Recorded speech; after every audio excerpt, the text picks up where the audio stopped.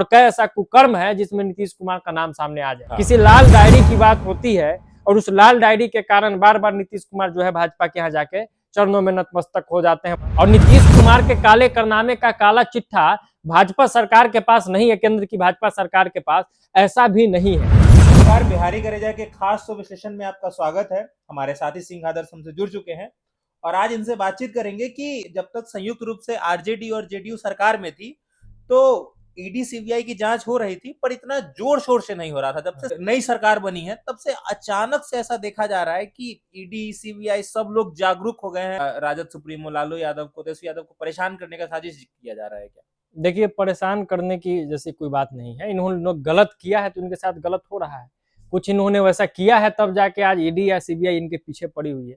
लेकिन हाँ, साजिश ये है कि आखिर ऐसा क्या हो जाता है कि जैसे ही चचा पलटी मारते हैं, यानी कि नीतीश कुमार, जो उनका लोग इस तरीके से बखान करता है, तो उनका सरकार बदलने के साथ ही ईडी और सीबीआई जो है वो एक्टिव हो जाती है, वो एक्टिव मोड में आ जाती है और लालू यादव के पास बुलावा आ जाता है, तेजस्वी यादव के पास बुलावा आ जाता है और लगातार 7 घंटा 8 घंटा 9 घंटा बैठाया जाता है।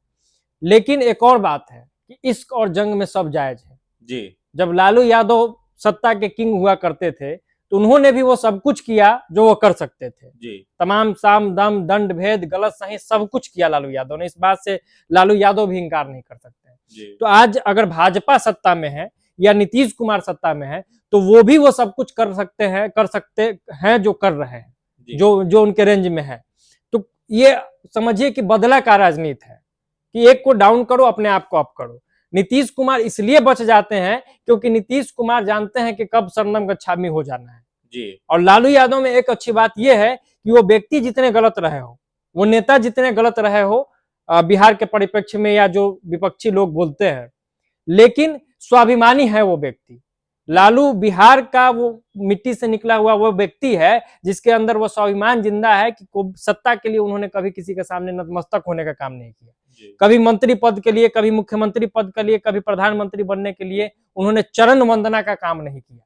लेकिन नीतीश कुमार इस खेल में माहिर है। किसी लाल डायरी की बात होती है और उस लाल डायरी के कारण बार बार नीतीश कुमार जो है भाजपा के यहाँ जाके चरणों में नतमस्तक हो जाते हैं, बुद्धम शरणम गच्छामि। लेकिन लालू यादव नहीं होते हैं और इसी का दुष्परिणाम बार बार लालू यादव को झेलना पड़ता है।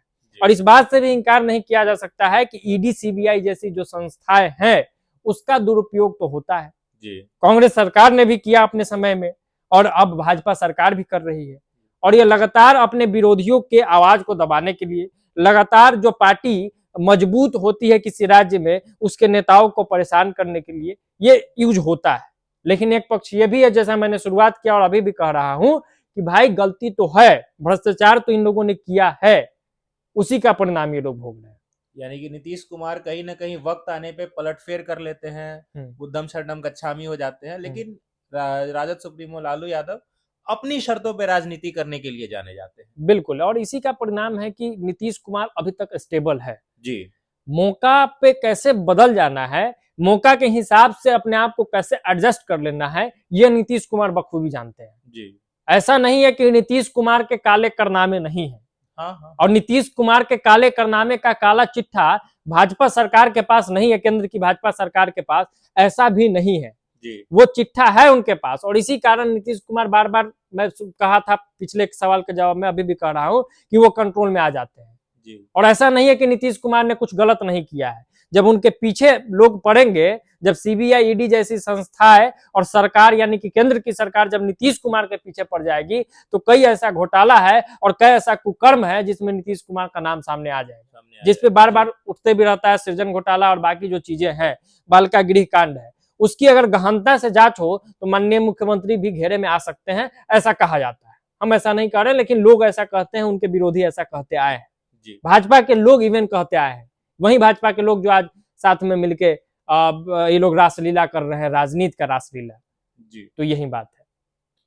तो इसी दौरान अगर थोड़ा सा इस चीज को एक्सटेंड करें और अभी 2024 का लोकसभा चुनाव होने जा रहा है, हम्म। तो अगर इसी तरह से राजद अगर व्यस्त रहेंगी ईडी और सीबीआई में, तो क्या लगता है कि लोकसभा चुनाव में जो रणनीति बनाना है या सरकार बनाने के लिए जो भी महत्वपूर्ण भूमिकाएं निभानी चाहिए, उसमें क्या लगता है, क्या ये लोग कर पाएंगे या पीछे रह जाएंगे? कुछ नहीं होगा, राजद को मजबूती मिलेगा।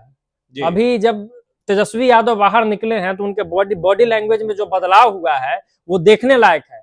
तेजस्वी यादव ऐसा कभी नहीं दिखे थे जितने आक्रामक और जितने खुश आज वो दिख रहे हैं। अब वो इस बात का फायदा उठाएंगे कि देखिए कि किस तरीके से हमें फंसाने की कोशिश की जा रही है। उनका कुकर्म, उनका पाप इस काम में धुल जाएगा कि उनको परेशान किया जा रहा है। उनका कुकर्म इस चीज में ढल जाएगा कि एक बुजुर्ग व्यक्ति को जो लीवर और किडनी जिनका फेलियर हो गया, जिसका ऑपरेशन हुआ, वैसे व्यक्ति को बार बार ईडी परेशान कर रही है। इस बात का फायदा उठाया जाएगा। और बिहार में जो मास वोट है वो अभी भी राजद से जुड़ी हुई है, इस बात से इनकार नहीं किया जा सकता है। जो एग्रेसिव वोट है यादव का और मुसलमान का, वो लाख भाजपा चाहले, लाख जदयू चाहले, वो अभी भी राजद के साथ मजबूती से खड़ी है और ये और एग्रेसिव हो जाएगी।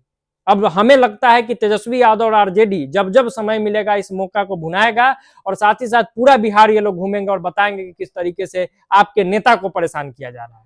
और एक बात और बता दूं कि अभी भी यादव समाज के जो लोग हैं लालू यादव को नेता नहीं मानते हैं, भगवान मानते हैं। और जब किसी के भगवान को डिस्टर्ब कीजिएगा, जब किसी के सेंटिमेंट के साथ आप खेलिएगा तो उसका दुष्परिणाम झेलना पड़ेगा। और ऐसे ही परेशान किया जाएगा अगर लगातार, तो मुझे लगता है कि घाटा से ज्यादा फायदा मिलेगा और तेजस्वी एक मजबूत नेता के तौर पे उभर के सामने आ जाएंगे। लालू की राजनीति तो अब खत्म है, लेकिन लालू अपना बलिदान, अपना त्याग अपने बेटा को आगे बढ़ाने के लिए वो दे सकते हैं। जरूरत पड़ेगा तो लालू यादव जेल जाएंगे, तेजस्वी यादव बाहर रह के राजनीति करते रहेंगे। जी, तो इसी कड़ी के आखिरी सवाल पे हम लोग पहुंचते हैं। चार्जशीट की कॉपी में 2000 से भी ज्यादा पन्ने की सिर्फ चार्जशीट फाइल की गई है। तो इस दौरान बिहार का जो हानि हुआ है, इस दौरान जो क्षति हुई है बिहार की, क्या बिहार की जनता इस क्षति के लिए कभी भी माफ कर पाएगी आरजेडी को, या फिर? अब देखिए, ये केस अभी तक चल ही रहा है और बहुत हद तक प्रूफ हुआ नहीं है और केस पे अभी डिस्कशन भी नहीं है। लेकिन अब तो जनता तो चुन रही है। ये केस आज से तो चल नहीं रहा है, ये लंबा फहरिस्त है लालू यादव एंड परिवार पर केसों का। अब पार्टी पे तो केस नहीं है, लेकिन लालू यादव पर पर्सनली, तेजस्वी यादव पर कुछ मामलों में, तेज प्रताप और कुछ मामलों में इनकी बेटियों और इनके दामादों पर भी केसेस हैं अलग अलग चीजों को लेकर, और बाकी इनके रिश्तेदारों पर भी कुछ है। लेकिन उससे बहुत फर्क नहीं पड़ने को है। जो वोट इनके साथ था वो वोट अभी भी इनके साथ है और ये वोट आगे भी इनके साथ रहेगा। ये रवैया जो अभी चल रहा है उस हिसाब से। जी, तो बहुत शुक्रिया हमारे साथ इस खास शो विश्लेषण में जुड़ने के लिए। मिलेंगे आपसे, तब तक के लिए जय हिंद, जय भारत।